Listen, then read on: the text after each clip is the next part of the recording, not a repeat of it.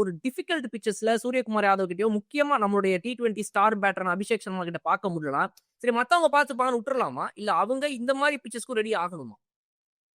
ஆமா, இதுல வந்து அக்சர் பட்டேல், டூபே, ஹர்திக் பாண்டியா இந்த 3 பேரால தான் கொஞ்சம் அட்ஜஸ்ட் பண்ணி, ஏன்னா அவங்க பேசிக்காவே குவிக்கா இன்ஸ்டிங்டிவா இருக்கிற பிளேயர்ஸ் கிடையாது. ஹர்திக் அடிப்பாரு, பட் அதை வெயிட் பண்ணி ஃபுல் ஸ்லாக் அடிப்பார்.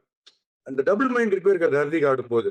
அதனால இங்க முதல்ல ஆடுற அது சூரியகுமார் யாதவா இருக்கட்டும், அபிஷேக் சர்மா இருக்கட்டும், அவங்க குவிக்கா ஆடணும்னு பாக்குறாங்க. அதை தான் நீங்க சொல்ற மாதிரி அதை கண்டினியூ பண்ணிக்கணும். அந்த கிரிக்கெட் இந்த பிச்சில் ஆட முடியாது. ஒரு 4 பால் வார்ம் அப் பண்ணிட்டு என்ன பேஸ்ல ஆஃப் த விக்கெட் வருதுன்னு பார்க்கணும். உங்களுக்கு நான் ஓடிஐ வீடியோஸ்லயே நம்ம எவ்வளவு வாட்டி சொல்றேன், இந்தியா வந்து ரொம்ப கரெக்டா போடுறாரு. ஓடி வந்து ஸ்டம் டு ஸ்டம் மெதுவா போடுறாருன்னு நான் சொன்னேன்.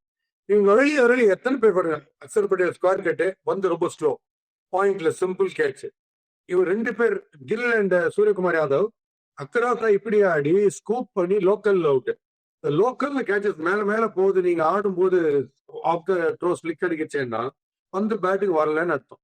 அது வரலான்றுச்சே கொஞ்சம் மிடில் பண்டதுக்கு அப்புறம் தான் நீங்க உங்களோட ஸ்ட்ரோக்ஸுக்கு போகணுமே தவிர என் கேம் நான் ஆடுவேன்னா முடியவே முடியாது.